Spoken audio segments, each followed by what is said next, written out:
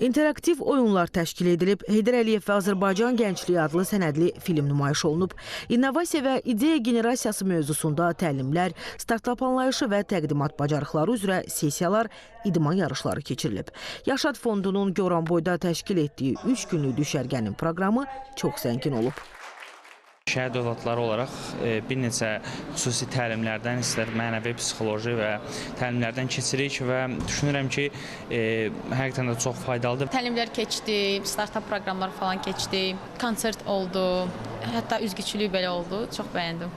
Düşərgənin təşkilində əsas məqsəd gənclərin intellektual, sosial və şəxsi inkişafına dəstək olmaq, onların yaradıcılıq və komanda ilə işləmə bacarıqlarını gücləndirməkdir. İştirakçılar yaradıcı düşünmə, problem həlli və ideyaların təqdimatı istiqamətində bilik və bacarıqlar əldə ediblər.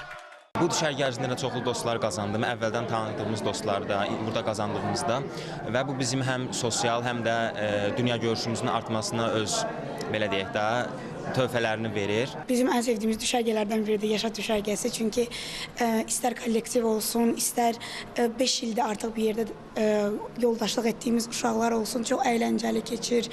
Hər birinə səvə-səvə qatılırıq.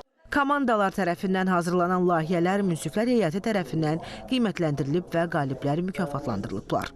Məqsəd bizim şəhidlərimizin övladlarının bir araya gəlməsi, yeni texnoloji həlləri mənimsəməsi, yeni biliklərin qazanması, hansı ki o biliklər onların dünya görüşünün formalaşmasına öz müsbət töhfəsini verəcək.